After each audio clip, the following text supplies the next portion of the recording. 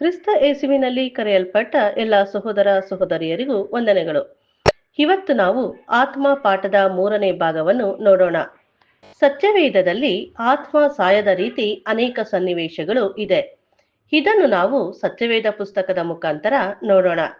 ಮೊದಲನೆಯ ಸನ್ನಿವೇಶ ಎಲ್ಲಿ ಬರುತ್ತದೆ ಅಂದರೆ 1ನೇ ಸಾಮುವೇಲ 28ನೇ ಅಧ್ಯಾಯದಲ್ಲಿ ಸೌಲ್ ರಾಜ ಮಾಟಗಾತಿ ಹೆಂಗಸನ್ನು ಭೇಟಿ ಮಾಡಿ ಮಾಟಗಾತಿಯ ಮುಖಾಂತರ ಸತ್ತೋಗಿರುವಂತ ಸಮುವೇಲನನ್ನು ಎಬ್ಬಿಸುವಂತ ಒಂದು ಸನ್ನಿವೇಶವನ್ನು ನೋಡೋಣ. ಫಿಲಿಷ್ಟಿಯರು ಇಸ್ರಾಯೇಲ್ ದೇಶವನ್ನು ಮುತ್ತಿಗೆ ಹಾಕಿದರು. ಆಗ ಸೌಲನಿಗೆ ಏನು ಮಾಡಬೇಕೆಂದು ಗೊತ್ತಾಗಲಿಲ್ಲ. ತುಂಬಾ ಭಯವಾಯಿತು. ಇಸ್ರಾಯೇಲ್ನಲ್ಲಿ ಯುದ್ಧ ಆಯ್ತು ಅಂದ್ರೆ ಅಲ್ಲಿನ ರಾಜರುಗಳು ದೇವರಲ್ಲಿ ಪ್ರಾರ್ಥನೆ ಮಾಡುತ್ತಿದ್ದರು. ಯುದ್ಧಕ್ಕೆ ಹೋಗುವುದಕ್ಕೆ ದೇವರು ಅಪ್ಪಣೆ ಕೊಟ್ಟರೆ ಮಾತ್ರ ಹೋಗುತ್ತಿದ್ದರು, ಇಲ್ಲ ಅಂದರೆ ಹೋಗುತ್ತಿರಲಿಲ್ಲ. ಅಂತ ಒಂದು ಸಂದರ್ಭದಲ್ಲಿ ಸೌಲ್ ರಾಜ ದೇವರ ಬಳಿಯಲ್ಲಿ ಪ್ರಾರ್ಥನೆ ಮಾಡುತ್ತಾನೆ. ದೇವರು ಸೌಲನಿಗೆ ಉತ್ತರ ಕೊಡುವುದಿಲ್ಲ. 1ನೇ ಸಾಮುವೇಲ 28ನೇ ಅಧ್ಯಾಯ 6ನೇ ವಚನ. ಅವನು ಯೆಹೋವನ ಸನ್ನಿಧಿಯಲ್ಲಿ ವಿಚಾರಿಸಿದರು. ಆತನು ಅವನಿಗೆ ಕನಸುಗಳಿಂದಾಗಲಿ ಉರುಮಿನಿಂದಾಗಲಿ ಪ್ರವಾದಿಗಳಿಂದಾಗಲಿ ಉತ್ತರ ಕೊಡಲೇ ಇಲ್ಲ. ಪ್ರವಾದಿಯಾದ ಸಮುವೇಲನು ಅಷ್ಟರಲ್ಲಿ ಮರಣ ಹೊಂದಿದ್ದ. ಯುದ್ಧದ ಬಗ್ಗೆ ವಿಚಾರಿಸುವುದಕ್ಕೆ ಯಾರೂ ಇರಲಿಲ್ಲ. ಆಗ ಸೌಲ್ ರಾಜ ದೇವರಿಗೆ ಇಷ್ಟವಾಗದ ಕೆಲಸ ಮಾಡುತ್ತಾನೆ. ಅದು ಯಾವುದಂದ್ರೆ 1ನೇ ಸಾಮುವೇಲ 28ನೇ ಅಧ್ಯಾಯ 7ನೇ ವಚನ. ಸೌಲನು ತನ್ನ ಸೇವಕರಿಗೆ, ಸತ್ತವರಲ್ಲಿ ವಿಚಾರಿಸಬಲ್ಲ ಒಬ್ಬ ಸ್ತ್ರೀಯನ್ನು ಹುಡುಕಿರಿ, ನಾನು ಆಕೆಯ ಹತ್ತಿರ ಹೋಗಿ ವಿಚಾರಿಸುವೆನು ಎಂದು ಹೇಳಿದ. ಆಗ ಅವರು, ಅಂಥವಳೊಬ್ಬಳು ಎದುರಿನಲ್ಲಿದ್ದಾಳೆ ಎಂದು ಹೇಳುತ್ತಾರೆ. ಸೌಲ್ ರಾಜ 2 ತಪ್ಪು ಮಾಡಿರುತ್ತಾನೆ. ಅದಕ್ಕೆ ದೇವರು ಸೌಲನನ್ನು ಕೈಬಿಟ್ಟಿದ್ದರು. ಮೊದಲನೆಯ ತಪ್ಪು ಯಾವುದು ಅಂದ್ರೆ ಯುದ್ಧಕ್ಕೆ ಹೋಗುವುದಕ್ಕಿಂತ ಮುಂಚೆ ಬಲಿ ಕೊಡಬೇಕು. ಸಮುವೇಲ ಬರುವ ತನಕ ಸೌಲ್ ರಾಜ ಕಾಯಬೇಕಿತ್ತು. ಆದ್ರೆ ಸಮುವೇಲ ಪ್ರವಾದಿ ಬರುವುದಕ್ಕಿಂತ ಮುಂಚೆನೆ ಯಜ್ಞವನ್ನು ಸಮರ್ಪಿಸಿದನು. ಇದು ಸೌಲನು ಮಾಡಿದ ಮೊದಲನೆಯ ತಪ್ಪು. ಎರಡನೆಯದು 1ನೇ ಸಾಮುವೇಲ 15ನೇ ಅಧ್ಯಾಯ 18ನೇ ವಚನದಲ್ಲಿ ಬರುತ್ತದೆ. ದೇವರು ಸೌಲನಿಗೆ, ನೀನು ಹೊರಟು ಹೋಗಿ ದುಷ್ಟರಾದ ಅಮಲೇಕರೊಡನೆ ಯುದ್ಧ ಮಾಡಿ ಅವರೆಲ್ಲರನ್ನು ಸಂಪೂರ್ಣವಾಗಿ ನಾಶ ಮಾಡು ಎಂದು ಹೇಳಿದರು. ಆದ್ರೆ ಸೌಲ್ ರಾಜ ಯೆಹೋವನ ಮಾತನ್ನು ಕೇಳದೆ ಕೊಳ್ಳೆಗಾಗಿ ಎರಗಿ ದೇವರಿಗೆ ದ್ರೋಹ ಮಾಡಿದ. ಸಂಪೂರ್ಣವಾಗಿ ಸಂಹರಿಸಬೇಕಾದ ಕೊಳ್ಳೆಯಲ್ಲಿ ಉತ್ತಮವಾದ ಕುರಿ ದನಗಳನ್ನು ನಿನ್ನ ದೇವರಾದ ಯೆಹೋವನಿಗೆ ಗಿಲ್ಯಾಲಿನಲ್ಲಿ ಯಜ್ಞ ಸಮರ್ಪಣೆ ಮಾಡುವುದಕ್ಕಾಗಿ ಉಳಿಸಿ ತಂದರು ಎಂದು ಉತ್ತರ ಕೊಟ್ಟನು. ಈ 2 ಕಾರ್ಯಗಳು ದೇವರಿಗೆ ಇಷ್ಟವಾಗುವುದಿಲ್ಲ. ಯಾವಾಗ ದೇವರ ಮಾತಿಗೆ ವಿರುದ್ಧವಾಗಿ ನಡೆದುಕೊಂಡೋ ಆಗ ಸೌಲ್ ರಾಜನ್ನ ದೇವರು ಕೈಬಿಟ್ಟರು. ಅವನಲ್ಲಿ ಇದ್ದಂತ ಪವಿತ್ರಾತ್ಮನ ತೆಗೆಯುತ್ತಾರೆ. ಆಗ ಅಶುದ್ಧಾತ್ಮ ಬಂದಿ ಅವನಿಗೆ ಪೀಡಿಸುವುದಕ್ಕೆ ಶುರು ಮಾಡುತ್ತದೆ.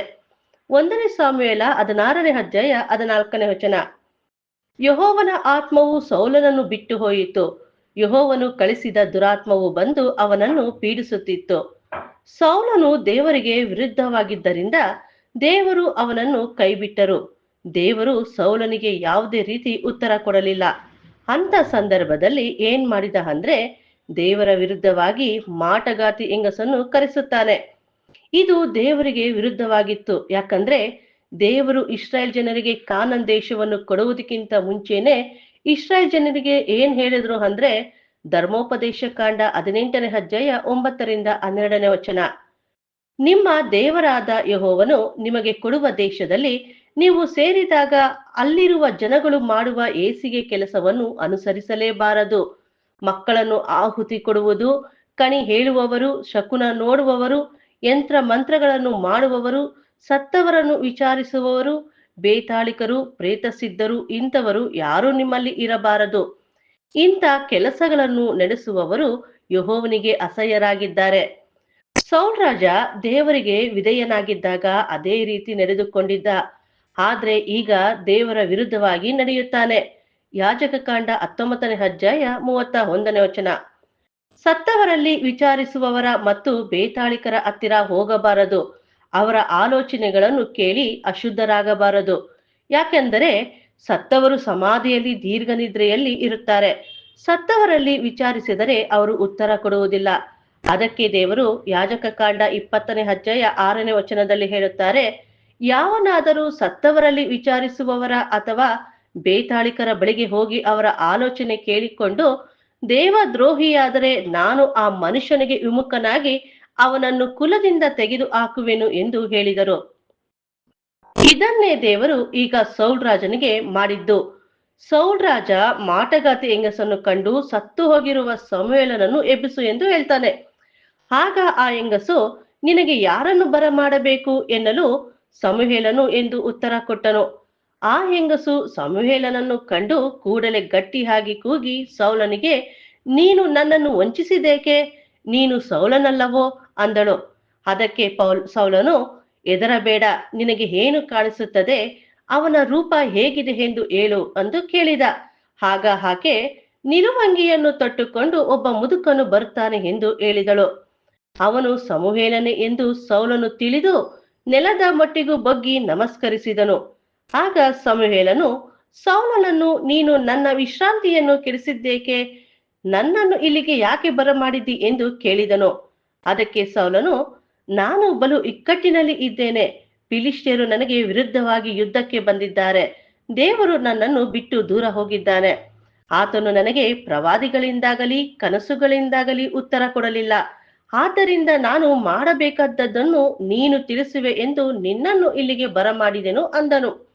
ಆಗ ಸಮುವೇಲನು, ಯೆಹೋವನು ನಿನ್ನನ್ನು ಬಿಟ್ಟು ನಿನಗೆ ವಿರೋಧಿಯಾದ ಮೇಲೆ ನೀನು ನನ್ನನ್ನು ವಿಚಾರಿಸುವುದೇಕೆ ಅಂದನು. ಸಮುವೇಲ ಸೌಲ್ ರಾಜ ನಿರಾಕರಿಸಿದ ಮೇಲೆ ಸಮುವೇಲನು ಜೀವದಿಂದ ಇರುವವರೆಗೂ ಸೌಲನನ್ನು ನೋಡುವುದಕ್ಕೆ ಹೋಗ್ಲಿಲ್ಲ. ಆಗಿರ್ಬೇಕಾದ್ರೆ ಸಮುವೇಲ ಸತ್ತ ಮೇಲೆ ಸೌಲ್ ರಾಜನಿಗೆ ಸಹಾಯ ಮಾಡುವುದಕ್ಕೆ ಹೇಗೆ ಸಾಧ್ಯ? ಮಾಟಗಾತಿ ಹೆಂಗಸು ನಿಲುವಂಗಿಯನ್ನು ತೊಟ್ಟುಕೊಂಡು ಒಬ್ಬ ಮುದುಕನು ಬರುತ್ತಾನೆ ಎಂದು ಹೇಳಿದಳು ಹೊರತು ಸಮುವೇಲನೇ ಬಂದಿದ್ದಾನೆ ಎಂದು ಹೇಳಿಲ್ಲ. 1 ಸಮುವೇಲ 28ನೇ ಅಧ್ಯಾಯ 19ನೇ ವಚನ. ಆತನು ನಿನ್ನ ಕೂಡ ಇಸ್ರಾಯೇಲರನ್ನು ಫಿಲಿಷ್ಟಿಯರ ಕೈಗೆ ಒಪ್ಪಿಸುವನು. ನಾಳೆ ನೀನು ನಿನ್ನ ಮಕ್ಕಳು ಇರುವಲ್ಲಿಗೆ ಬರುವಿರಿ ಅಂದರು. ಇದೇ ಪ್ರಕಾರ ಯುದ್ಧ ಆಗುತ್ತದೆ. ಯುದ್ಧದಲ್ಲಿ ಇಸ್ರಾಯೇಲ್ ಜನರು ಸೋತು ಹೋಗ್ತಾರೆ. ಸೌಲನನ್ನು ಅವನ ಸಂಗಡ ಇರುವಂತ ಜನರನ್ನು ಸಾಯಿಸ್ತಾರೆ. ಆದ್ರೆ ಸೌಲನಿಗೆ 4 ಜನ ಮಕ್ಕಳು. ಸೌಲನ ಎಲ್ಲಾ ಮಕ್ಕಳು ಸಾಯುವುದಿಲ್ಲ, ಒಬ್ಬ ಮಗ ಜೀವಂತವಾಗಿ ಇರುತ್ತಾನೆ. ಯುದ್ಧದಲ್ಲಿ 3 ಜನ ಮಕ್ಕಳು ಮಾತ್ರ ಸಾಯುತ್ತಾರೆ. 1 ಸಮುವೇಲ 31ನೇ ಅಧ್ಯಾಯ 6ನೇ ವಚನ. ಸೌಲನು ಅವನ 3 ಮಂದಿ ಮಕ್ಕಳು, ಅವನ ಆಯುಧಕಾರರು, ಎಲ್ಲಾ ಆಳುಗಳು ಅದೇ ದಿವಸದಲ್ಲಿ ಸತ್ತರು. ಎಲ್ಲರೂ ಸತ್ತಿಲ್ಲ, 3 ಜನ ಮಕ್ಕಳು ಮಾತ್ರ ಸತ್ತರು. ಇನ್ನೊಬ್ಬ ಮಗ ಬದುಕಿದ್ದ. ಅದು ಎಲ್ಲಿ ಕೊಟ್ಟಿದ್ದಾರೆ ಅಂದ್ರೆ 2 ಸಮುವೇಲ 2ನೇ ಅಧ್ಯಾಯ 10ನೇ ವಚನ. ಸೌಲನ ಮಗನಾದ ಇಷ್ಟೋಸೇತನು 40 ವರ್ಷದವನಾದಾಗ ಇಸ್ರಾಯೇಲರನ್ನು ಆಳತೊಡಗಿ 2 ವರ್ಷ ರಾಜ್ಯಭಾರ ಮಾಡಿದನು. ಅವನು ದಾವಿದನ ಕಾಲದಲ್ಲಿ ಮರಣ ಹೊಂದುತ್ತಾನೆ. ಸಮಾಧಿಯಿಂದ ಎದ್ದು ಬಂದಿದ್ದು ಸಮುವೇಲನೇ ಆಗಿದ್ರೆ ಅವನು ಹೇಳಿದ ಮಾತು ನೆರವೇರ್ಬೇಕಿತ್ತು ತಾನೆ. ನೀನು ನಿನ್ನ ಮಕ್ಕಳು ಎಲ್ಲಾರು ನಾಳೆ ನನ್ನ ಸಂಗಡ ಇರುತ್ತಾರೆ ಎಂದು ಹೇಳಿದ್ಮೇಲೆ ಅದೇ ರೀತಿ ನೆರವೇರ್ಬೇಕಿತ್ತಲ್ವಾ? ದೇವರು ಪ್ರವಾದನೆ ಹೇಳಿದರೆ ಎಲ್ಲಾ ಪ್ರವಾದನೆಗಳು ಸಂಪೂರ್ಣವಾಗಿ ನೆರವೇರುತ್ತದೆ. ಸತ್ಯವೇದದಲ್ಲಿ ಎಷ್ಟೋ ಪ್ರವಾದನೆಗಳು ಇದೆ. ಒಂದು ಉದಾಹರಣೆಯನ್ನು ನೋಡೋಣ. 1ನೇ ಅರಸು 21ನೇ ಅಧ್ಯಾಯದಲ್ಲಿ ದೇವರು ಆಹಾಬನಿಗೆ ಎಲಿಯನ ಮುಖಾಂತರ ಪ್ರವಾದನೆ ಹೇಳುತ್ತಾರೆ. ಆಹಾಬನೇ, ನಾಬೋತನ ದ್ರಾಕ್ಷಿ ತೋಟವನ್ನು ಸ್ವಾಧೀನಪಡಿಸಿಕೊಳ್ಳುವುದಕ್ಕೋಸ್ಕರ ನಾಬೋತನನ್ನು ಕೊಲೆ ಮಾಡಿದ್ದೀಯಲ್ಲ. ನಾಯಿಗಳು ನಾಬೋತನ ರಕ್ತವನ್ನು ನೆಕ್ಕಿದ ಸ್ಥಳದಲ್ಲೇ ನಿನ್ನ ರಕ್ತವನ್ನು ನೆಕ್ಕುವವು ಎಂಬುದಾಗಿ ಯೆಹೋವನು ಅನ್ನುತ್ತಾನೆ ಎಂದು ಅವನಿಗೆ ಹೇಳು ಎಂದು ಎಲಿಯನಿಗೆ ಹೇಳುತ್ತಾರೆ. ಅದೇ ರೀತಿ ನಡೆಯುತ್ತದೆ. ಸ್ವಲ್ಪ ಕೂಡ ವ್ಯತ್ಯಾಸವಾಗೋದಿಲ್ಲ. ದೇವರು ಪ್ರವಾದನೆ ನುಡಿದರೆ ಸಂಪೂರ್ಣವಾಗಿ ನೆರವೇರುತ್ತದೆ. ಆದ್ರೆ ಇಲ್ಲಿ ಸಂಪೂರ್ಣವಾಗಿ ನೆರವೇರಿಲ್ಲ. ದೇವರು ಸೌಲನನ್ನು ಕೈ ಬಿಟ್ಟಿದ್ದರು. ಅವನು ಯುದ್ಧಕ್ಕೆ ಹೋದರೆ ಸೋಲುತ್ತಾನೆ ಎಂದು ಎಲ್ಲರಿಗೂ ಗೊತ್ತು. ಹಾಗಿರ್ಬೇಕಾದ್ರೆ ಇದು ಸೈತಾನ್ಗೆ ಗೊತ್ತಿಲ್ವಾ? ಸೌಲ್ ರಾಜನಿಗೂ ಚೆನ್ನಾಗಿ ಗೊತ್ತಿತ್ತು ನಾನು ಯುದ್ಧದಲ್ಲಿ ಸೋಲ್ತೇನೆ ಎಂದು. ಆ ಭಯದಿಂದಲೇ ಮಾಟಗಾತಿ ಹತ್ರ ಹೋಗಿದ್ದವನು. ಸಮುವೇಲ ಎದ್ದು ಬರುವುದು ಸೌಲ್ ರಾಜ ನೋಡಿಲ್ಲ. ಬಿಳು ನಿಲುವಂಗಿ ಹಾಕಿಕೊಂಡು ಬಂದರು ಅಂದಿದ ತಕ್ಷಣ ಸೌಲ್ ರಾಜ ಸಮುವೇಲನೇ ಬಂದಿದ್ದಾನೆ ಎಂದು ಅಂದುಕೊಳ್ತಾನೆ. ಇದೆಲ್ಲ ಸತ್ಯ ಅಲ್ಲ. ಸಮುವೇಲ ಎದ್ದು ಬರುವುದಕ್ಕೆ ಸಾಧ್ಯವಿಲ್ಲ. ಸತ್ಯವೇದದಲ್ಲಿ ತಿಳಿಸಿದ್ದಾರೆ, ಸತ್ತವರಿಗೆ ಯಾವುದು ಜ್ಞಾಪಕನೂ ಇರುವುದಿಲ್ಲ, ಈ ಭೂಲೋಕದಲ್ಲಿ ಸತ್ತವರಿಗೆ ಯಾವ ಕ್ರಿಯೆನೂ ಇಲ್ಲ. ಆಗಿರುವಾಗ ಸತ್ತವರು ಹೇಗೆ ಬರುವುದಕ್ಕೆ ಸಾಧ್ಯ? ಇದೆಲ್ಲ ಸೈತಾನ್ ಕುತಂತ್ರ. ಈ ಪ್ರಪಂಚದ ದೇವರು ಆದಿಯಿಂದಲೂ ಸುಳ್ಳುಗಾರನಾಗಿದ್ದು ಸುಳ್ಳನ್ನು ಹೇಳಿ ಎಲ್ಲರನ್ನು ನಂಬಿಸ್ತಾ ಬರ್ತಿದ್ದಾನೆ. ಈ ಸನ್ನಿವೇಶವನ್ನು ತೆಗೆದುಕೊಂಡು ಆತ್ಮ ಸಾಯುವುದಿಲ್ಲ ಎಂದು ಹೇಳುವುದಕ್ಕೆ ಸಾಧ್ಯವಿಲ್ಲ. ಇದು ದೇವರ ಚಿತ್ತಕ್ಕೆ ವಿರುದ್ಧವಾಗಿ ನಡೆದಿರುವುದು. ಎರಡನೇ ಸನ್ನಿವೇಶವನ್ನು ನೋಡೋಣ. ಆತ್ಮ ಸಾಯುವುದಿಲ್ಲ ಅಂದರೆ ಯೇಸು ಕ್ರಿಸ್ತರ ಜೊತೆಯಲ್ಲಿ ಎಲಿಯ ಮತ್ತು ಮೋಸೆ ಕಾಣಿಸಿಕೊಂಡರು ಎಂದು ಇದೆ ಅಲ್ಲ, ಅದು ಹೇಗೆ? ಮತ್ತಾಯ 17ನೇ ಅಧ್ಯಾಯ 1-4 ವಚನದಲ್ಲಿ ಯೇಸು ಪೇತ್ರನನ್ನು, ಯಾಕೋಬನನ್ನು, ಇವನ ತಮ್ಮನಾದ ಯೋಹಾನನನ್ನು ಮಾತ್ರ ವಿಂಗಡವಾಗಿ ಕರೆದುಕೊಂಡು ಎತ್ತರವಾದ ಬೆಟ್ಟಕ್ಕೆ ಹೋದನು. ಅಲ್ಲಿ ಅವರ ಕಣ್ಣು ಮುಂದೆ ಆತನ ರೂಪ ಬೇರೆ ಆಯಿತು. ಆತನ ಮುಖವು ಸೂರ್ಯನ ಹಾಗೆ ಪ್ರಕಾಶಿಸಿತು. ಆತನ ವಸ್ತ್ರಗಳು ಬೆಳಕಿನಂತೆ ಬೆಳ್ಳಗಾದವು. ಇದಲ್ಲದೆ ಮೋಸೆಯು ಎಲಿಯನು ಆತನ ಸಂಗಡ ಮಾತನಾಡುತ್ತಾ ಅವರಿಗೆ ಕಾಣಿಸಿಕೊಂಡರು. ಇವರೇ ಎಲಿಯ, ಮೋಸೆ ಎಂದು ಅವರಿಗೆ ಹೇಗೆ ಗೊತ್ತಾಯಿತು ಅಂದ್ರೆ ಯೇಸು ಕ್ರಿಸ್ತರು ಅವರ ಸಂಗಡ ಮಾತನಾಡುತ್ತಿರುವುದರ ಮುಖಾಂತರ ಕಂಡು ಹಿಡಿಯುತ್ತಾರೆ. ಹಾಗಾದ್ರೆ ಎಲಿಯ, ಮೋಸೆ ಜೀವಂತವಾಗಿ ಇದ್ದಾರಾ? ಸತ್ಯವೇದದಲ್ಲಿ ಎಷ್ಟೊಂದು ವಾಕ್ಯಗಳು ಆತ್ಮ ಸಾಯುತ್ತದೆ ಎಂದು ತಿಳಿಸಿದ್ದಾರೆ. ಆದ್ರೆ ಯೇಸು ಕ್ರಿಸ್ತರು ಹೀಗೆ ಹೇಳಿದ್ದಾರಲ್ಲ, ಏನು ಇದರ ಅರ್ಥ ಎಂದು ನೋಡೋಣ. ಮತ್ತಾಯ 17ನೇ ಅಧ್ಯಾಯ 9ನೇ ವಚನ. ಅವರು ಬೆಟ್ಟದಿಂದ ಇಳಿದು ಬರುತ್ತಿರುವಾಗ ಯೇಸು ಅವರಿಗೆ, ನೀವು ಈಗ ಕಂಡ ದರ್ಶನವನ್ನು ಮನುಷ್ಯಕುಮಾರನು ಸತ್ತು ಜೀವಿತನಾಗಿ ಎಬ್ಬಿಸಲ್ಪಡುವ ತನಕ ಯಾರಿಗೂ ಹೇಳಬೇಡಿರಿ ಎಂದು ಹೇಳಿದರು. ಇಲ್ಲಿ ಏನ್ ಹೇಳ್ತಿದ್ದಾರೆ ಅಂದ್ರೆ, ಈಗ ಕಂಡ ದರ್ಶನವನ್ನು ಯಾರಿಗೂ ಹೇಳಬೇಡ ಎಂದು ಹೇಳಿದರು. ದರ್ಶನ ಅಂದ್ರೆ ನಿಜವಾದದ್ದಲ್ಲ, ದರ್ಶನ ಅಂದ್ರೆ ಕನಸು. ಉದಾಹರಣೆ, ಸತ್ಯವೇದದಲ್ಲಿ ದಾನಿಯೇಲ 2ನೇ ಅಧ್ಯಾಯದಲ್ಲಿ ನೆಬೂಕದ್ನೆಚ್ಚರ್ ರಾಜ ಕನಸಿನಲ್ಲಿ ಒಂದು ಶಿಲೆಯನ್ನು ನೋಡುತ್ತಾನೆ. 7ನೇ ಅಧ್ಯಾಯದಲ್ಲಿ 4 ಜೀವಿಗಳು ಎದ್ದು ಬರುತ್ತವೆ ಎಂದು ದರ್ಶನ ನೋಡುತ್ತಾನೆ. ಹಾಗಾದ್ರೆ ಇಲ್ಲಿ ನಿಜವಾದ ಜೀವಿಗಳು ಎದ್ದು ಬಂತ ಅಂದ್ರೆ ಇಲ್ಲ, ಅಲ್ಲಿ ದರ್ಶನ ತೋರಿಸಿರುವುದು. ಇದು ನಿಜ ಅಲ್ಲ. ಅದಕ್ಕೆ ಯೇಸು ಕ್ರಿಸ್ತರು ಹೇಳಿದ್ದು, ನಾನು ನಿಮಗೆ ತೋರಿಸಿರುವ ದರ್ಶನವನ್ನು ಯಾರಿಗೂ ಹೇಳಬೇಡಿರಿ ಎಂದು ಹೇಳಿದರು. ಯಾಕೆ ಮೋಶೆ ಎಲಿಯನನ್ನು ಕರೆಸಿದರು ಅಂದ್ರೆ, ಮೋಶೆ ಹಳೆ ಕಾಲದಲ್ಲಿ ಇರುವಂತ ಎಲ್ಲಾ ಪಿತೃಗಳಿಗೆ ಸೂಚನೆ. ಮೋಶೆ ಸೇವಕನಾಗಿ ದೇವರ ಮನೆಯಲ್ಲಿ ನಂಬಿಗಸ್ತನಾಗಿದ್ದನು. ಇಸ್ರಾಯೇಲ್ ಮನೆತನದಲ್ಲಿ ಸೇವಕನಾಗಿದ್ದನು. ಮೋಶೆ ಹಳೆ ಒಡಂಬಡಿಕೆಯಲ್ಲಿ ಇರುವಂತ ಎಲ್ಲಾ ವಿಶ್ವಾಸ ನಂಬಿಕೆ ವೀರರುಗಳಿಗೆ ಛಾಯೆ ಆಗಿದ್ದಾರೆ. ಎಲಿಯ ಯಾರಿಗೆ ಛಾಯೆ ಅಂದರೆ, ಮಲಾಕಿ 4ನೇ ಅಧ್ಯಾಯ 5-6ನೇ ವಚನ. ಯೆಹೋವನ ಆಗಮನದ ಭಯಂಕರವಾದ ಮಹಾದಿನವು ಬರುವುದಕ್ಕೆ ಮುಂಚೆಯೇ ಪ್ರವಾದಿಯಾದ ಎಲಿಯನನ್ನು ನಿಮ್ಮ ಬಳಿಗೆ ಕಳುಹಿಸುವೆನು. ಅವನು ತಂದೆಗಳ ಮನಸ್ಸನ್ನು ಮಕ್ಕಳ ಕಡೆಗೂ, ಮಕ್ಕಳ ಮನಸ್ಸನ್ನು ತಂದೆಗಳ ಕಡೆಗೂ ತಿರುಗಿಸುವನು. ಎಲಿಯ ಸ್ನಾನಿಕನಾದ ಯೋಹಾನನಿಗೆ ಛಾಯೆ ಆಗಿದ್ದಾನೆ. ಯೋಹಾನ ಆ ಕೆಲಸವನ್ನು ಪೂರ್ತಿ ಮಾಡುವುದಕ್ಕೆ ಆಗಲಿಲ್ಲ. ಯೇಸು ಕ್ರಿಸ್ತರು ಹೇಳುತ್ತಾರೆ, ನೀವು ನಂಬುವುದಾದರೆ ಇವನೇ ಎಲಿಯ ಅನ್ನುತ್ತಾರೆ. ಅಂದ್ರೆ ಇನ್ನೊಬ್ಬ ಎಲಿಯ ಬರುತ್ತಾನೆ ಎಂದು ಹೇಳುತ್ತಾರೆ.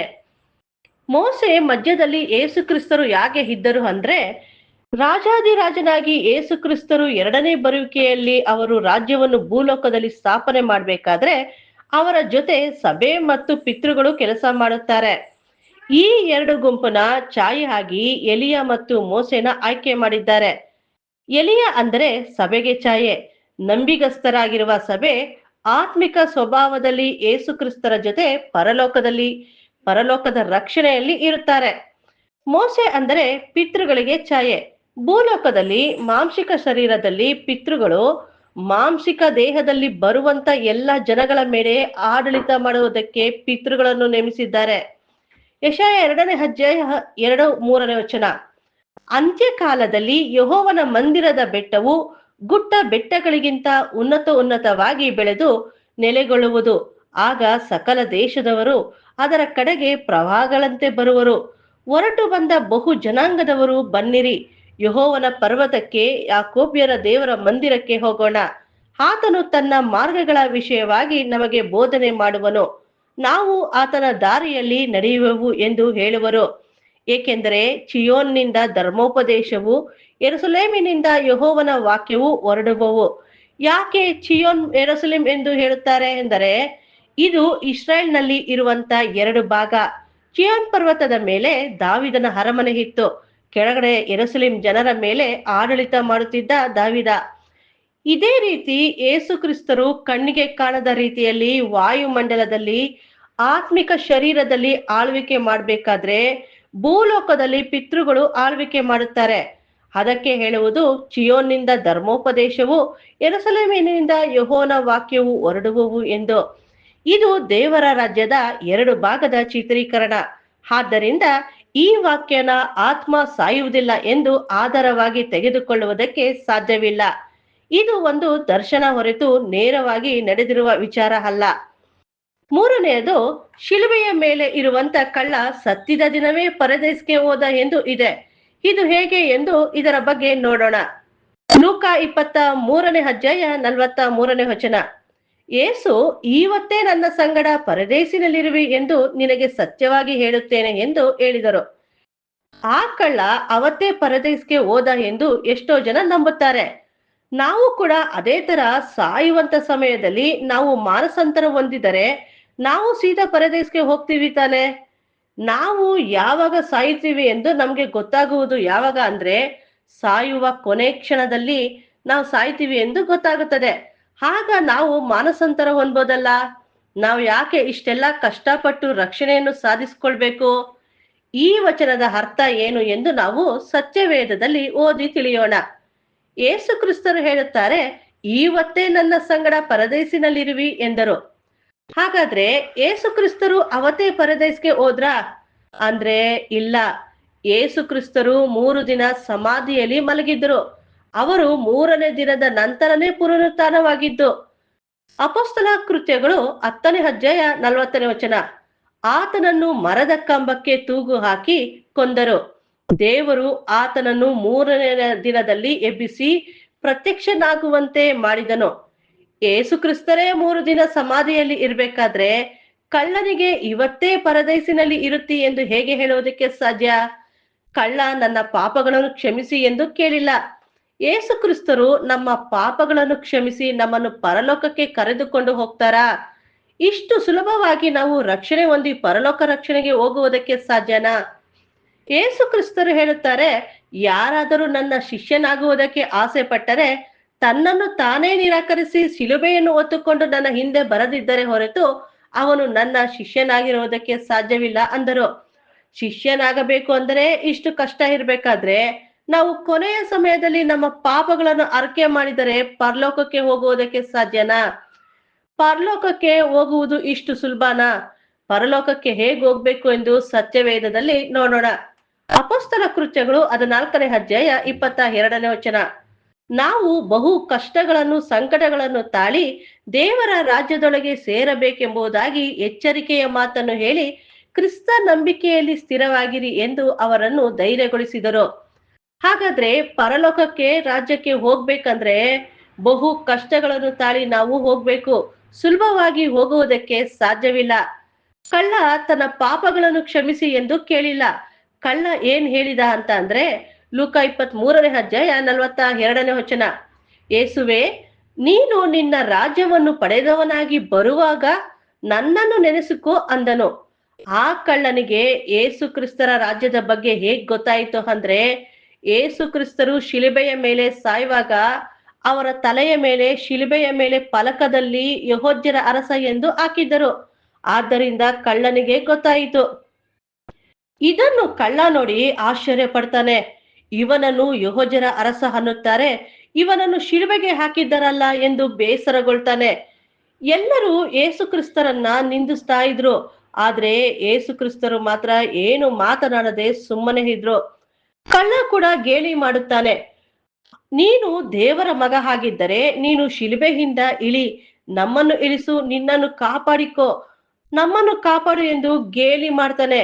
ಇನ್ನೊಬ್ಬ ಕಳ್ಳ ಹೇಳ್ತಾನೆ, ಆ ರೀತಿ ಮಾತನಾಡ್ಬೇಡ, ಇವರನ್ನು ನೋಡಿದರೆ ಆ ರೀತಿಯಾಗಿ ಕಾಣಿಸೋದಿಲ್ಲ, ನೀನು ಆ ರೀತಿ ಹೇಳ್ಬೇಡ ಎಂದು ಹೇಳ್ತಾನೆ. ಆಗ ಕಳ್ಳ, ಸ್ವಾಮಿ, ಯೆಹೂದ್ಯರ ಅರಸ ಎಂದು ಬರೆದಿದೆ, ನೀವು ರಾಜ್ಯವನ್ನು ಪಡೆದುಕೊಂಡು ಬರುವಾಗ ನನ್ನನ್ನು ನೆನೆಸಿಕೋ ಅಂದನು.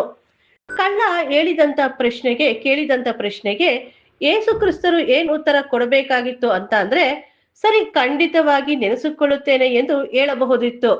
ಆ ರೀತಿ ಹೇಳದೆ ಇವತ್ತೇ ನನ್ನ ಸಂಗಡ ಪರದೇಶಿನಲ್ಲಿರುವಿ ಎಂದು ಹೇಳಿದರು. ಯಾಕೆ ಈ ರೀತಿ ಹೇಳಿದರು? ಇದರ ಅರ್ಥ ಏನು ಎಂದು ನೋಡೋಣ. ಏಸು ಕ್ರಿಸ್ತರು ಸತ್ತಿದ ದಿನ ಅವರು ಪರದೇಶಕ್ಕೆ ಅವರೇ ಹೋಗಿಲ್ಲ. 3 ದಿನ ಅವರು ಸಮಾಧಿಯಲ್ಲಿ ಇದ್ದರು. ಕಳ್ಳ ಕೂಡ ಅವತ್ತೇ ಸತ್ತಿಲ್ಲ. ಆ ಕಾಲದಲ್ಲಿ ಯಾರಾದರೂ ಶಿಲುಬೆಗೆ ಹಾಕಿದರೆ ತಕ್ಷಣ ಸಾಯುತ್ತಿರಲಿಲ್ಲ. ವಾರದ ಗಟ್ಟಲೆ ಇದ್ದು ಸಾಯುತ್ತಿದ್ದರು. ಕಳ್ಳ ಮಾನಸಾಂತರ ಹೊಂದಿದ, ಅವನು ನಂಬಿಕೆ ಇಟ್ಟಿದ್ದ ಎಂದು ಎಲ್ಲೂ ವಾಕ್ಯ ತಿಳಿಸಿಲ್ಲ. ಕಳ್ಳ ತನ್ನ ಪಾಪನ ಅರಕೆನೂ ಮಾಡಿಲ್ಲ. ಕಳ್ಳ ವಿಶ್ವಾಸ ಪಟ್ಟ ಎಂದ ಮಾತ್ರಕ್ಕೆ ಅವನು ಯೇಸು ಕ್ರಿಸ್ತರ ಶಿಷ್ಯನಾಗುವುದಕ್ಕೆ ಸಾಧ್ಯವಿಲ್ಲ. ನಿನ್ನ ರಾಜ್ಯ ಬರುವಾಗ ನನ್ನನ್ನು ನೆನೆಸಿಕೊ ಎಂದು ಹೇಳಿದ. ಇಲ್ಲಿ ನಾವು ವಾಕ್ಯನ ಗಮನ ಇಟ್ಟು ಓದಬೇಕು. ಅಲ್ಲೇ ನಮಗೆ ಉತ್ತರ ಸಿಗುತ್ತದೆ. ಲೂಕ 23ನೇ ಅಧ್ಯಾಯ 43ನೇ ವಚನವನ್ನು ಇಂಗ್ಲಿಷ್ ನಲ್ಲಿ ನೋಡೋಣ. And Jesus shed unto him, Verily I say unto thee, today shall thou be with me in paradise. ಕಾಮ ಟುಡೇಗಿಂತ ಮುಂಚೆ ಇದೆ. ಟುಡೇಗಿಂತ ಮುಂಚೆ ಇರುವುದರಿಂದ ನಮ್ಗೆ ಓದುವಾಗ ನಾನ್ ನಿಜವಾಗಿ ಹೇಳ್ತಾ ಇದ್ದೀನಿ, ಇವತ್ತೇ ನೀನು ನನ್ನ ಸಂಗಡ ಪರದೇಶಿನಲ್ಲಿ ಇರ್ತೀಯ ಎಂದು. ಆದ್ರೆ ಕಾಮನ ಟುಡೇ ಆದ್ಮೇಲೆ ಹಾಕಿ ಓದಿದರೆ ಅರ್ಥ, ನಾನ್ ನಿನಗೆ ನಿಜವಾಗಿ ಇವತ್ತು ಹೇಳ್ತಾ ಇದ್ದೀನಿ, ನೀನು ನನ್ನ ಸಂಗಡ ಪರದೇಶಿನಲ್ಲಿ ಇರ್ತೀಯ ಅಂತ ಅರ್ಥ. ಇದು ಸರಿಯಾದ ಪದ. ಯೇಸು ಕ್ರಿಸ್ತರೇ ಅವತ್ತು ಪರದೇಶಕ್ಕೆ ಹೋಗಿಲ್ಲ. ಮತ್ತೆ ಅವರು ಹೇಗೆ ಹೇಳುವುದಕ್ಕೆ ಸಾಧ್ಯ? ಇದಕ್ಕೆ ಒಂದು ಉದಾಹರಣೆಯನ್ನು ನೋಡೋಣ. ಒಬ್ಬ ಮಂತ್ರಿ ಏನ್ ಹೇಳ್ತಾನೆ ಅಂದ್ರೆ, ನಾನ್ ಮಂತ್ರಿ ಆಗಿದ ತಕ್ಷಣ ಅವತ್ತೇ ನಿನಗೆ ಕೆಲಸ ಕೊಡಿಸ್ತೀನಿ ಅಂತ ಹೇಳ್ತಾನೆ. ಅಂದ್ರೆ ಏನರ್ಥ?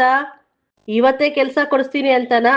ಅಲ್ಲ, ನಾನ್ ಯಾವತ್ತು ಮಂತ್ರಿ ಆಗ್ತೀನೋ ಅವತ್ತೇ ನಿನಗೆ ಕೆಲಸ ಕೊಡಿಸ್ತೀನಿ ಎಂದು ಅರ್ಥ. ಅವರು ಮಂತ್ರಿ ಆದ್ರೇನೆ ತಾನೇ ಕೆಲಸ ಕೊಡಿಸುವುದಕ್ಕೆ ಸಾಧ್ಯ. ಮಂತ್ರಿನೇ ಆಗದೆ ಕೆಲಸ ಕೊಡಿಸುವುದಕ್ಕೆ ಹೇಗೆ ಸಾಧ್ಯ?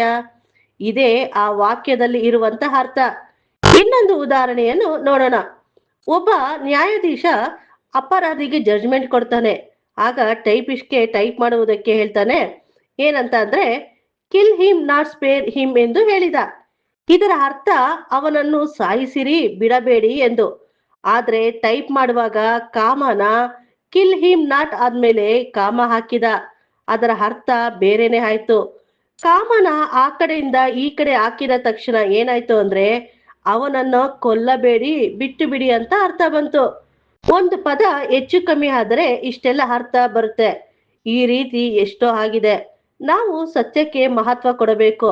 ಈ ರೀತಿ ಯಾಕಾಯ್ತು, ಹೇಗ್ ಬಂತು ಅಂದ್ರೆ, ಒರಿಜಿನಲ್ ಬೈಬಲ್ ನಲ್ಲಿ chapter division, verse division, punctuation, mark ಯಾವುದು ಇರ್ಲಿಲ್ಲ.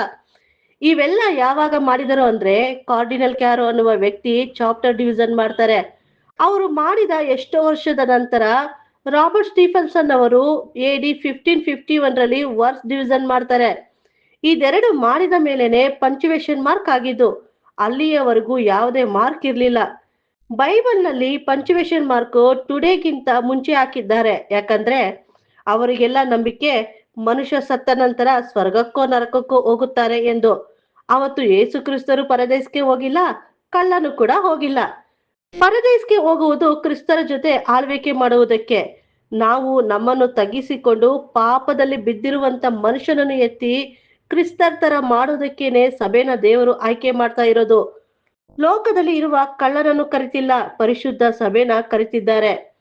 ನಮ್ಮ ರಕ್ಷಣೆಯನ್ನು ನಾವು ಭಯಭಕ್ತಿಯಿಂದ ಸಾಧಿಸಿಕೊಳ್ಬೇಕು. ತನ್ನನ್ನು ತಾನೇ ನಿರಾಕರಿಸಿ ಶಿಲುಬೆಯನ್ನು ಹೊತ್ತುಕೊಂಡು ಯೇಸು ಕ್ರಿಸ್ತರ ಹೆಜ್ಜೆ ಜಾಡಿನಲ್ಲಿ ಮರಣದವರೆಗೂ ನಂಬಿಗಸ್ತರಾಗಿ ಇರಬೇಕು. ಈ ರೀತಿ ಇರುವವರಿಗೆ ಪರಲೋಕಕ್ಕೆ ಹೋಗುವುದಕ್ಕೆ ಸಾಧ್ಯ. ಮತ್ತೆ ಯಾಕೆ ಯೇಸು ಕ್ರಿಸ್ತರು ಆ ರೀತಿ ಹೇಳಿದರು ಅಂದ್ರೆ, ಯೇಸು ಕ್ರಿಸ್ತರು ಶಿಲುಬೆಯ ಮೇಲೆ ಸಾಯುವಾಗ ಅವರಿಗೆ ಯಾರು ಸಂತೈಸುವವರೇ ಇರಲಿಲ್ಲ. ಅವರಿಗೆ ಹಿಂಸೆ ಕೊಟ್ಟು ಶಿಲುಬೆಯ ಮೇಲೆ ಹಾಕಿದ್ದರು. ಅಂತ ಸಮಯದಲ್ಲಿ ಕಳ್ಳ ಒಂದು ಮಾತು ಹೇಳ್ತಾನೆ. ಏನಂದ್ರೆ, ನೀನು ದೇವರ ಮಗನಾಗಿದ್ದರೆ ಶಿಲುಬೆಯಿಂದ ಇಳಿ, ನನ್ನನ್ನು ರಕ್ಷಿಸು, ನಿಮ್ಮನ್ನು ರಕ್ಷಿಸು ಅಂತ ಹೇಳ್ತಾನೆ. ಆ ಸಮಯದಲ್ಲಿ ಇನ್ನೊಬ್ಬ ಕಳ್ಳ ಹೇಳ್ತಾನೆ, ನಾವಾದರೂ ಮಾಡಿರುವ ಪಾಪಗಳಿಗೆ ತಕ್ಕಂತೆ ಅನುಭವಿಸ್ತಾ ಇದ್ದೀವಿ, ಇವರು ಆ ರೀತಿ ಅಲ್ಲ, ಅವರ ಬಗ್ಗೆ ಆ ರೀತಿ ಹೇಳ್ಬೇಡ ಅಂತ ಹೇಳ್ತಾನೆ. ಈ ಮಾತು ಯೇಸು ಕ್ರಿಸ್ತರಿಗೆ ಒಂದು ರೀತಿಯಾದಂತಹ ಸಮಾಧಾನ ಉಂಟಾಯಿತು. ಕೀರ್ತನೆ 69ನೇ ಅಧ್ಯಾಯ 20ನೇ ವಚನದಲ್ಲಿ ಹೇಳ್ತಾರೆ, ನಿಂದೆಯಿಂದ ಖಿನ್ನನಾಗಿ ಕುಂದಿ ಹೋಗಿದ್ದೇನೆ, ಕರುಣಾಳುಗಳನ್ನು ನಿರೀಕ್ಷಿಸಿದೆ, ದೊರೆಯಲಿಲ್ಲ, ಸಂತೈಸುವವರನ್ನು ಆರೈಸಿದೆ, ಸಿಕ್ಕಲಿಲ್ಲ. ಅವರ ಮನಸ್ಸಿನ ದುಃಖ ಹಂಚಿಕೊಳ್ಳುವುದಕ್ಕೆ ಯಾರು ಸಿಕ್ಕಲಿಲ್ಲ. ಆ ಕಳ್ಳ ಆಗ ಹೇಳಿದ ತಕ್ಷಣ ಯೇಸು ಕ್ರಿಸ್ತರಿಗೆ ಒಂದ್ ರೀತಿ ಸಮಾಧಾನ. ಅದಕ್ಕೆ ಏನ್ ಹೇಳ್ತಾರೆ ಅಂದ್ರೆ, ನೀನು ಇವತ್ತೇ ನನ್ನ ಸಂಗಡ ಪರದೇಶಿನಲ್ಲಿ ಇರ್ತೀಯಾ ಅಂತ ಹೇಳ್ತಾರೆ. ಪರದೇಶ ಎಂದರೆ ಏನು ಎಂದು ನೋಡೋಣ. ಪ್ರಕಟಣೆ 2ನೇ ಅಧ್ಯಾಯ 7ನೇ ವಚನದಲ್ಲಿ, ಯಾವನು ಜಯ ಹೊಂದುತ್ತಾನೋ ಅವನಿಗೆ ದೇವರ ಪರದೈಸಿನಲ್ಲಿರುವ ಜೀವದಾಯಕ ವೃಕ್ಷದ ಹಣ್ಣನ್ನು ತಿನ್ನುವುದಕ್ಕೆ ಕೊಡುವೆನು. ಪರದೈಸಿನಲ್ಲಿ ಜೀವದಾಯಕ ವೃಕ್ಷ ಇದೆ. ಇದೇ ರೀತಿ ಜೀವದಾಯಕ ವೃಕ್ಷ ಸತ್ಯವೇದದಲ್ಲಿ ಎಲ್ಲಾದರೂ ಕೊಟ್ಟಿದ್ದಾರಾ ಅಂದ್ರೆ ಹೌದು, ಕೊಟ್ಟಿದ್ದಾರೆ. ಎಲ್ಲಿ ಅಂತ ಅಂದ್ರೆ ಆದಿಕಾಂಡ 2ನೇ ಅಧ್ಯಾಯ 9ನೇ ವಚನದಲ್ಲಿ. ಎಲ್ಲ ತರದ ಮರಗಳನ್ನು ಆ ಭೂಮಿಯಲ್ಲಿ ಬೆಳೆ ಮಾಡಿದನು. ಅದಲ್ಲದೆ ಆ ವನ ಮಧ್ಯದಲ್ಲಿ ಜೀವದಾಯಕ ವೃಕ್ಷವನ್ನು, ಒಳ್ಳೆಯದರ ಕೆಟ್ಟದರ ಅರುವನ್ನು ಹುಟ್ಟಿಸುವ ವೃಕ್ಷವನ್ನು ಬೆಳೆಸಿದನು. ಹಾಗಾದ್ರೆ ಜೀವದಾಯಕ ವೃಕ್ಷ ಇದ್ದದ್ದು ಏದೇನ್ ತೋಟದ ಮಧ್ಯದಲ್ಲಿ. ಇದನ್ನೇ ಪ್ರಕಟಣೆ 2ನೇ ಅಧ್ಯಾಯ 7ನೇ ವಚನದಲ್ಲಿ ಹೇಳುವುದು. ಪರದೇಶ್ ಎಂದರೆ ಗ್ರೀಕ್ ನಲ್ಲಿ ಪ್ಯಾರಡೈಸ್ ಎಂದು ಅರ್ಥ. ಈ ಪದದ ಅರ್ಥ ಏನಂದ್ರೆ ಉದ್ಯಾನವನ ಎಂದು ಅರ್ಥ. ಯೇಸು ಕ್ರಿಸ್ತರು 2ನೇ ಬರುವಿಕೆಯಲ್ಲಿ ಬರುವಾಗ ಈಗ ಇರುವಂತ ಈ ಭೂಮಿನೇ ಸಮಸ್ತವನ್ನು ಸರಿ ಮಾಡಿ ಏದೇನ್ ತೋಟದ ರೀತಿ ಮಾಡ್ತಾರೆ. ಆಗ ಭೂಮಂಡಲವೇ ಒಂದು ಸುಂದರವಾಗಿರುವ ಏದೇನ್ ತೋಟದ ತರ ಮಾಡ್ತಾರೆ. ಮೊದಲನೇ ಲೋಕದಲ್ಲಿ ಯಾವ ತರ ಇತ್ತೋ ಅದನ್ನೆಲ್ಲ ಮತ್ತೆ ಸರಿಪಾಡ್ತಾರೆ. ಅದೇ ಆತನ ರಾಜ್ಯ. ಕಳ್ಳ ಏನ್ ಹೇಳಿದ ಅಂದ್ರೆ, ನಿನ್ನ ರಾಜ್ಯದಲ್ಲಿ ಬರುವಾಗ ನನ್ನನ್ನು ನೀನು ನೆನೆಸಿಕೋ ಅಂದನು. ಯೇಸು ಕ್ರಿಸ್ತರು ಕೂಡ ಅದೇ ಉತ್ತರ ಕೊಟ್ಟಿದ್ದು, ನನ್ನ ರಾಜ್ಯದಲ್ಲಿ ನಿನ್ನನ್ನು ನೆನೆಸಿಕೊಳ್ಳುತ್ತೇನೆ ಎಂದು. ಯೇಸು ಕ್ರಿಸ್ತರ ರಾಜ್ಯ ಭೂಲೋಕದಲ್ಲಿ ಬರುವಾಗ ಅದು ಪರದೇಶ ತರ ಇರುತ್ತೆ. ಕಳ್ಳನಿಗೆ ನಿನ್ನನ್ನು ನೆನೆಸಿಕೊಳ್ಳುತ್ತೇನೆ ಎಂದು ಹೇಳಿದ್ದಾರೆ ಹೊರತು ಪರಲೋಕಕ್ಕೆ ಕರೆದುಕೊಂಡು ಹೋಗ್ತೇನೆ ಎಂದು ಹೇಳಿಲ್ಲ. ಪರದೇಶ ಎಂದರೆ ಏದೇನ್ ತೋಟ, ಒಂದು ಸ್ಥಳ ಅದು. ಯೇಸು ಕ್ರಿಸ್ತರು ಪ್ರಾರ್ಥನೆ ಹೇಳಿಕೊಡುತ್ತಾರೆ. ಪರಲೋಕದಲ್ಲಿರುವ ನಮ್ಮ ತಂದೆಯೇ, ನಿನ್ನ ನಾಮವು ಪರಿಶುದ್ಧವೆನಿಸಲ್ಪಡಲಿ, ನಿನ್ನ ರಾಜ್ಯವು ಬರಲಿ, ನಿನ್ನ ಚಿತ್ತವು ಪರಲೋಕದಲ್ಲಿ ನೆರವೇರುವ ಪ್ರಕಾರ ಭೂಲೋಕದಲ್ಲಿಯೂ ನೆರವೇರಲಿ ಅಂತ. ಇದೆಲ್ಲ ನೆರವೇರುವಾಗ ಇಡೀ ಭೂಮಿಯೇ ಏದೇನ್ ತೋಟದ ತರ ಇರುತ್ತೆ. ಸರಿ, ಅವರಿಗೆ ಯಾಕೆ ಮಾತ್ರ ನೆನೆಸ್ಕೊಳ್ಬೇಕು ಅಂದ್ರೆ, ಯೇಸು ಕ್ರಿಸ್ತರು ಒಂದು ಮಾತು ಹೇಳ್ತಾರೆ. ಮತ್ತಾಯ 10ನೇ ಅಧ್ಯಾಯ 42ನೇ ವಚನದಲ್ಲಿ, ಈ ಚಿಕ್ಕವರಲ್ಲಿ ಒಬ್ಬನಿಗೆ ಯೇಸುವಿನ ಶಿಷ್ಯರೆಂದು ಯಾವನಾದರೂ ಒಂದು ತಂಬಿಗೆ ತಣ್ಣೀರನ್ನಾದರೂ ಕುಡಿಯುವುದಕ್ಕೆ ಕೊಟ್ಟರೆ ಬರತಕ್ಕ ಫಲವು ಅವನಿಗೆ ತಪ್ಪುವುದೇ ಇಲ್ಲವೆಂದ್ರೆ, ಇನ್ನ ಶಿಲುಬೆಯ ಮೇಲೆ ಇರುವ ಕಳ್ಳ ಯೇಸು ಕ್ರಿಸ್ತರಿಗೆ ಸಮಾಧಾನವಾಗಿ ಮಾತನಾಡಿರುವಾಗ ಅವನಿಗೆ ಏನಾದರೂ ಕೊಡ್ತಾರೆ. ಹಾಗಂತ ಪರಲೋಕದ ರಕ್ಷಣೆಗೆ ಕರೆದುಕೊಂಡು ಹೋಗ್ತಾರೆ ಅಂತ ಅಲ್ಲ. ಕಳ್ಳ ಪರಲೋಕಕ್ಕೆ ಹೋಗಿಲ್ಲ, ಯಾಕಂದ್ರೆ ಆತ್ಮ ಸಾಯುತ್ತದೆ. ಎಲ್ಲರೂ ಸಮಾಧಿಯಲ್ಲಿ ನಿದ್ರೆ ಮಾಡುತ್ತಿದ್ದಾರೆ. ಕಳ್ಳ ಪರಲೋಕಕ್ಕೆ ಹೋಗಿಲ್ಲ. ಅದೇ ರೀತಿ ನಾವು ಕೂಡ ಕೊನೆ ಸಮಯದಲ್ಲಿ ಮಾನಸಾಂತರ ಹೊಂದಿದರೆ ನಾವು ಪರಲೋಕಕ್ಕೆ ಹೋಗುವುದಿಲ್ಲ. 4ನೇ ಸನ್ನಿವೇಶವನ್ನು ನೋಡೋಣ. ಯೇಸು ಕ್ರಿಸ್ತರು ಸೆರೆಮನೆಯಲ್ಲಿ ಇರುವಂತ ಆತ್ಮಗಳಿಗೆ ಉಪದೇಶ ಮಾಡಿದರು ಎಂದು ಇದೆ. ಯಾರಿಗೆ ಮಾಡಿದರು, ಹೇಗೆ ಮಾಡಿದರು ಎಂದು ನೋಡೋಣ. 1ನೇ ಪೇತ್ರ 3ನೇ ಅಧ್ಯಾಯ 19-20ನೇ ವಚನ. ಆತನು ಆತ್ಮ ಸ್ವರೂಪನಾಗಿ ಸೆರೆಯಲ್ಲಿದ್ದ ಆತ್ಮಗಳ ಬಳಿಗೆ, ಅಂದರೆ ಪೂರ್ವ ಕಾಲದಲ್ಲಿ ನೋಹನು ನಾವೆಯನ್ನು ಕಟ್ಟುತ್ತಿರಲು ದೇವರು ದೀರ್ಘ ಶಾಂತಿಯಿಂದ ಕಾದಿದ್ದಾಗ ಆತನಿಗೆ ಅವಿಧೇಯರಾಗಿರುವ ಬಳಿಗೆ ಹೋಗಿ ಸುವಾರ್ತೆಯನ್ನು ಸಾರಿದರು. ಯೇಸು ಕ್ರಿಸ್ತರು ಯಾವ ಆತ್ಮಗಳಿಗೆ ಸುವಾರ್ತೆ ಸಾರಿದರು ಅಂದ್ರೆ, ನೋಹ ನಾವೆ ಕಟ್ಟುವಾಗ ಆ ಕಾಲದಲ್ಲಿ ಸೆರೆಮನೆಯಲ್ಲಿ ಇರುವಂತ ಆತ್ಮಗಳಿಗೆ ಸುವಾರ್ತೆ ಸಾರಿದರು. ಇವರು ನೋಹನ ಕಾಲದಲ್ಲಿ ಅವಿಧೇಯರಾಗಿದ್ರು ಎಂದು ಇದೆ. ಇವರು ಮಾತ್ರ ಅವಿಧೇಯರಾಗಿ ಇದ್ರ, ಇವರ ನಂತರವೂ ಕೂಡ ಅವಿಧೇಯರಾಗಿ ಎಷ್ಟೋ ಜನರು ಇದ್ದಾರಲ್ಲ, ಅವರಿಗೆ ಯಾಕೆ ಹೇಳಿಲ್ಲ? ಯಾಕೆ ನೋಹನ ಕಾಲದಲ್ಲಿ ಹೇಳ್ಬೇಕು? ಯಾಕೆ ನೋಹನ ಕಾಲದಲ್ಲಿ ಹೇಳ್ಬೇಕು ಅಂದ್ರೆ, ದೇವದೂತರನ್ನ ಮಾಂಸಿಕ ಶರೀರದಲ್ಲಿ ಭೂಲೋಕಕ್ಕೆ ಕಳಿಸಿದಾಗ ಇವರು ಭೂಲೋಕದಲ್ಲಿರುವ ಸುಂದರವಾಗಿರುವಂತ ಶ್ರೀಯರ್ನ ನೋಡಿ ಸಂಬಂಧ ಇಟ್ಕೊಂಡ್ರು. ಇದೇ ವಾಕ್ಯ ಇಂಗ್ಲಿಷ್ ನಲ್ಲಿ ಓದೋಣ. By which also so he went to and preached unto the spirit in prison. ಇಲ್ಲಿ ಸ್ಪಿರಿಟ್ ಎಂದು ಕೊಟ್ಟಿದ್ದಾರೆ. ಇದೇ ವಾಕ್ಯ ತಮಿಳ್ನಲ್ಲಿ அந்த ஆவிலே அவர் போய் ಕಾವಲಿಲ್ಲ ಆವಿಗಳಕ್ಕೂ ಪ್ರಸಂಗಿತ್ತಾರೆಂದು ಕೊಟ್ಟಿದ್ದಾರೆ. ಕನ್ನಡ ಬೈಬಲ್ನಲ್ಲಿ ಸ್ಪಿರಿಟ್ಗೂ ಸೋಲ್ಗೂ ಎರಡಕ್ಕೂ ಒಂದೇ ಪದ ಬಳಸಿದ್ದಾರೆ. ತಮಿಳ್ ಬೈಬಲ್ನಲ್ಲಿ ಆವಿಗಳಿಗೆ ಸುವಾರ್ತೆ ಹೇಳಿದರು ಎಂದು ಹೇಳಿದ್ದಾರೆ. ಆವಿ ಅಂದರೆ ಅಶುದ್ಧ ಆವಿಗಳು. ಅದನ್ನೇ ಯೇಸು ಕ್ರಿಸ್ತರು ಮೊದಲನೇ ಬರುವಿಕೆಯಲ್ಲಿ ಓಡಿಸಿದ್ದು. ಈ ಬಿದ್ದು ಹೋಗಿರುವ ದೂತರುಗಳಿಗೆ ಯೇಸು ಕ್ರಿಸ್ತರು ಪ್ರಸಂಗ ಮಾಡಿದ್ದು. ಹೇಗ್ ಪ್ರಸಂಗ ಮಾಡಿದರು ಎಂದ್ರೆ, ಯೇಸು ಕ್ರಿಸ್ತರ ಶಿಲುಬೆಯ ಮರಣನೆ ಅವರಿಗೆ ಬೋಧನೆಯಾಗಿದೆ. ಯೇಸು ಕ್ರಿಸ್ತರು ದೂತರ ಜೊತೆ ಪರಲೋಕದಲ್ಲಿ ಆತ್ಮಿಕ ಶರೀರದಲ್ಲಿ ಇದ್ರು. ಇವರಿಬ್ಬರನ್ನ ಮಾಂಸಿಕ ಶರೀರದಲ್ಲಿ ಕಳಿಸಿದ್ರು.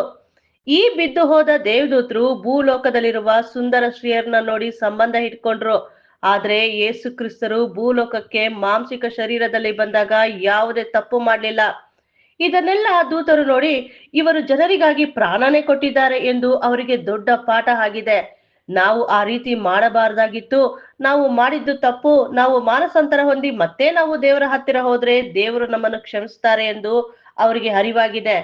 ಅದಕ್ಕೆ ದೆವ್ವ ಓಡಿಸುವಾಗ ದೆವ್ವ ನಮ್ಮ ಗೊಡವೆ ನಿಮಗೆ ಯಾಕೆ, ಕಾಲ ಬರುವುದಕ್ಕಿಂತ ಮುಂಚೆ ಯಾಕೆ ನಮಗೆ ತೊಂದರೆ ಕೊಡ್ತೀರಾ ಅನ್ನುತ್ತವೆ. ಕೆಲವೊಂದು ದೆವ್ವಗಳು ಏಸು ಕ್ರಿಸ್ತರಿಗೆ ಶರಣಾಗ್ತವೆ. ಸ್ವಾಮಿ ದಯವಿಟ್ಟು ನಮ್ಮನ್ನು ಹಂದಿಗಳ ಹಿಂಡಿಗೆ ಓಡಿಸು ಎಂದು ಕೇಳಿಕೊಳ್ತವೆ. ಅಪೊಸ್ತಲ ಕೃತ್ಯಗಳಲ್ಲಿ ಕೊಟ್ಟಿದ್ದಾರೆ. ಒಬ್ಬ ಏಸು ಕ್ರಿಸ್ತರ ಹೆಸರನ್ನು ಹೇಳ್ಕೊಂಡು ಸುಳ್ಳು ಅದ್ಭುತಗಳನ್ನು ಮಾಡ್ತಾನೆ.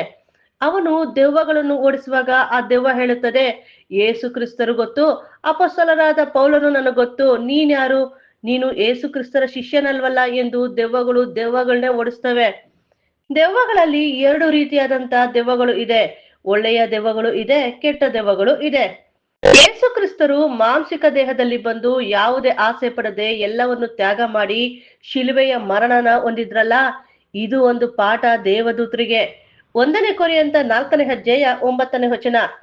ನಾವು ದೇವದೂತರಿಗೂ ಮನುಷ್ಯರಿಗೂ ಅಂತೂ ಜಗತ್ತಿಗೆಲ್ಲ ನೋಟವಾದೆವು. ದೇವದೂತರು ಮನುಷ್ಯರನ್ನು ನೋಡಿ ಪಾಠ ಕಲಿತಿದ್ದಾರೆ. ಆತ್ಮ ಸಾಯೋದಿಲ್ಲ ಅನ್ನುವುದಕ್ಕೆ ಈ ವಾಕ್ಯನ ಆಧಾರವಾಗಿ ತೆಗೆದುಕೊಳ್ಳುವುದಕ್ಕೆ ಸಾಧ್ಯವಿಲ್ಲ. ಇದೆಲ್ಲ ಆತ್ಮದ ಬಗ್ಗೆ ಹೇಳ್ತಾ ಇಲ್ಲ, ಬಿದ್ದು ಹೋಗಿರುವ ದೂತರ ಬಗ್ಗೆ ಹೇಳ್ತಾ ಇರೋದು. 5ನೇ ಸನ್ನಿವೇಶವನ್ನು ನೋಡೋಣ. ಅಪೊಸ್ತಲ ಕೃತ್ಯಗಳು 10ನೇ ಅಧ್ಯಾಯ 9ರಿಂದ 17ನೇ ವಚನ. ಅವರು ಪ್ರಯಾಣ ಮಾಡಿ ಆ ಊರಿನ ಹತ್ತಿರಕ್ಕೆ ಬರುತ್ತಿರುವಾಗ ಪೇತ್ರನು ಮಧ್ಯಾಹ್ನದಲ್ಲಿ ಪ್ರಾರ್ಥನೆ ಮಾಡುವುದಕ್ಕಾಗಿ ಮಳಿಗೆಯನ್ನು ಹತ್ತಿದನು. ಅವನು ಬಹಳ ಹಸಿದು ಊಟ ಮಾಡಬೇಕೆಂದಿದ್ದನು. ಊಟಕ್ಕೆ ಸಿದ್ಧವಾಗುವಷ್ಟರಲ್ಲಿ ಅವನು ಧ್ಯಾನಪರವಶನಾಗಿ ಆಕಾಶವು ತೆರೆಯುವುದನ್ನು, 4 ಮೂಲೆಗಳನ್ನು ಹಿಡಿದಿದ್ದ ದೊಡ್ಡ ಜೋಳಿಗೆಯಂತಿರುವ ಏನೋ ಒಂದು ವಸ್ತುವು ಭೂಮಿಯ ಮೇಲೆ ಇಳಿಯುವುದನ್ನು ಕಂಡನು. ಅದರೊಳಗೆ ಸಕಲ ವಿಧವಾದ ಪಶುಗಳು, ನೆಲದ ಮೇಲೆ ಹರಿದಾಡುವ ಕ್ರಿಮಿ ಕೀಟಗಳು, ಅಂತರಿಕ್ಷದಲ್ಲಿ ಹಾರಾಡುವ ಹಕ್ಕಿಗಳು ಇದ್ದವು. ಆಗ ಪೇತ್ರನೇ, ಎದ್ದು ಕುಯ್ದು ತಿನ್ನು ಎಂದು ಅವನಿಗೆ ಒಂದು ವಾಣಿ ಕೇಳಿಸಿತು. ಕೆಲವು ಜನ ಈ ವಾಕ್ಯನ ತೆಗೆದುಕೊಂಡು ಪ್ರಾಣಿಗಳ ಆತ್ಮನು ಪರಲೋಕದಲ್ಲಿ ಇದೆ, ಅವು ಅಲ್ಲಿಂದ ಬರುತ್ತವೆ ಎಂದು ಹೇಳ್ತಾರೆ. ಇಲ್ಲಿ ಜೀವಂತವಾಗಿರುವ ಪ್ರಾಣಿಗಳು ಮೇಲಿನಿಂದ ಇಳಿದು ಬಂತ? ಇದಕ್ಕೆ ಉತ್ತರ ಅಪೊಸ್ತಲ ಕೃತ್ಯಗಳು 10ನೇ ಅಧ್ಯಾಯ 17ನೇ ವಚನದಲ್ಲಿ ಕೊಟ್ಟಿದ್ದಾರೆ. ಪೇತ್ರನು ತನಗಾದ ದರ್ಶನವು ಏನಾಗಿರಬಹುದೆಂದು ತನ್ನಲ್ಲಿ ಕಳವಳ ಪಡುತ್ತಿರುವಾಗಲೇ ಎಂದು ಇದೆ. ಇಲ್ಲಿ ಪೇತ್ರನಿಗೆ ದರ್ಶನ ಆಗಿದ್ದು ಅಂದ್ರೆ ಕನಸು ಕಂಡಿದ್ದು. ಇದೆಲ್ಲ ನಿಜವಾದ ಪ್ರಾಣಿ ಅಲ್ಲ, ಮೇಲಿನಿಂದ ಬಂದಿಲ್ಲ. ಈ ವಚನ ಆತ್ಮ ಸಾಯುವುದಿಲ್ಲ ಎಂದು ಹೇಳುವುದಕ್ಕೆ ಸಾಧ್ಯವಿಲ್ಲ. 6ನೇ ಒಂದು ಸನ್ನಿವೇಶವನ್ನು ನೋಡೋಣ. ಮತ್ತಾಯ 27ನೇ ಅಧ್ಯಾಯ 52-53ನೇ ವಚನ. ಭೂಮಿಯು ಅದರಿತು, ಬಂಡೆಗಳು ಸೀಳಿ ಹೋದವು, ಸಮಾಧಿಗಳು ತೆರೆದವು, ನಿದ್ರೆ ಹೋಗಿದ್ದ ಅನೇಕ ಭಕ್ತರ ದೇಹಗಳು ಎದ್ದವು. ಮತ್ತು ಆತನು ಎದ್ದ ಮೇಲೆ ಸಮಾಧಿಯೊಳಗಿಂದ ಹೊರಗೆ ಬಂದ ಪರಿಶುದ್ಧ ಪಟ್ಟಣದೊಳಕ್ಕೆ ಹೋಗಿ ಅನೇಕರಿಗೆ ಕಾಣಿಸಿಕೊಂಡರು. ಈ ವಾಕ್ಯನ ತೆಗೆದುಕೊಂಡು ಎಷ್ಟೋ ಜನರು ಹೇಳುತ್ತಾರೆ, ಯೇಸು ಕ್ರಿಸ್ತರು ಶಿಲುಬೆಯ ಮೇಲೆ ಸತ್ತಿ ಎದ್ದಿದ ಮೇಲೆ ಪರಲೋಕಕ್ಕೆ ಹೋಗುವಾಗ ಇವ್ರನ್ನೆಲ್ಲ ಕರೆದುಕೊಂಡು ಹೋದ್ರು ಎಂದು ಹೇಳ್ತಾರೆ. ಸತ್ತವರೆಲ್ಲ ಎದ್ದು ಬರುವುದು ಏಸು ಕ್ರಿಸ್ತರ 2ನೇ ಬರುವಿಕೆಯಲ್ಲಿ. ಮರಣದಿಂದ ಎದ್ದು ಬಂದಿದ್ದು ಏಸು ಕ್ರಿಸ್ತರೇ ಹೊರತು ಅದಕ್ಕಿಂತ ಮುಂಚೆ ಯಾರು ಮರಣದಿಂದ ಎದ್ದು ಬಂದಿಲ್ಲ. ಹಾಗಾದ್ರೆ ಸಮಾಧಿಯಲ್ಲಿ ಮಲಗಿರುವಂತರು ಅದಕ್ಕಿಂತ ಮುಂಚೆ ಹೇಗೆ ಬರುವುದಕ್ಕೆ ಸಾಧ್ಯ? ಇಲ್ಲಿ ಏಸು ಕ್ರಿಸ್ತರು ಎದ್ದು ಬಂದಿದ್ದೇ 3ನೇ ದಿನದ ನಂತರ. ಭೂಮಿಯು ಅದರಿತು, ಬಂಡೆಗಳು ಸೀಳಿ ಹೋದವು ಅಂದ್ರೆ ಹಳೆ ಕಾಲದಲ್ಲಿ ಸಮಾಧಿ ಹೇಗಿತ್ತು ಅಂದ್ರೆ ಮತ್ತಾಯ 27ನೇ ಅಧ್ಯಾಯ 60ನೇ ವಚನ. ಯೋಸೆಫನು ಆ ದೇಹವನ್ನು ತೆಗೆದುಕೊಂಡು ಅದನ್ನು ಶುದ್ಧವಾದ ನಾರುಮಡಿಯಲ್ಲಿ ಸುತ್ತಿ ಬಂಡೆಯಲ್ಲಿ ತೋಡಿದ್ದ ತನ್ನ ಹೊಸ ಸಮಾಧಿಯಲ್ಲಿ ಇಟ್ಟನು. ಆ ಕಾಲದಲ್ಲಿ ಸಮಾಧಿಯನ್ನು ಬಂಡೆಯಲ್ಲಿ ತೋಡಿ ದೇಹವನ್ನು ಇಡ್ತಿದ್ರು. ಏಸು ಕ್ರಿಸ್ತರು ಸತ್ತಿದ್ದು ಗೋಲ್ಗುತ್ತಾ ಬೆಟ್ಟದ ಮೇಲೆ ಶಿಲುಬೆಯಲ್ಲಿ ಸತ್ತಿದ್ದು. ಗೋಲ್ಗುತ್ತಾ ಬೆಟ್ಟ ಅಂದ್ರೆ ಕಪಾಲ ಸ್ಥಳ. ಇಂಗ್ಲಿಷ್ ನಲ್ಲಿ ಕಪಾಳ ಸ್ಥಳ ಅಂತಂದ್ರೆ A place of A skull ಎಂದು. ಸ್ಕಲ್ ಎಂದರೆ ತಲೆಯ ಬುರುಡೆ. ಸ್ಕಲ್ ಅಂತ ಯಾಕೆ ಹೇಳ್ತಾರೆ ಅಂದ್ರೆ ಏಸು ಕ್ರಿಸ್ತರು ಶಿಲುಬೆಯ ಮೇಲೆ ಸತ್ತಂತ ಜಾಗದ ಕೆಳಗೆ ಗುಹೆಗಳು ಇದ್ವು. ಆ ಗುಹೆಗಳನ್ನೇ ಸಮಾಧಿ ಎಂದು ಹೇಳುವರು. ಇದು ದೂರದಿಂದ ನೋಡೋದಕ್ಕೆ ಮನುಷ್ಯನ ತಲೆ ಬುರುಡೆಯ ರೀತಿ ಕಾಣಿಸುತ್ತದೆ. ಈ ರೀತಿ ಬೆಟ್ಟದ ಕೆಳಗೆ ತುಂಬಾ ಗುಹೆಗಳು ಇತ್ತು. ಆ ಗುಹೆಗಳಲ್ಲಿ ಕುಷ್ಠರೋಗಿಗಳು ವಾಸ ಮಾಡ್ತಿದ್ರು. ಅವರು ಯಾಕೆ ಅಲ್ಲಿ ವಾಸ ಮಾಡ್ತಿದ್ರು ಅಂತ ಅಂದ್ರೆ ಕುಷ್ಠರೋಗ ಬಂದ್ರೆ ಅವರು ಊರಿನ ಹೊರಗಡೆ ಇರ್ಬೇಕು. ಕುಷ್ಠರೋಗ ದೇಹವನ್ನೆಲ್ಲ ತಿಂದ್ಕೊಳ್ತಿತ್ತು.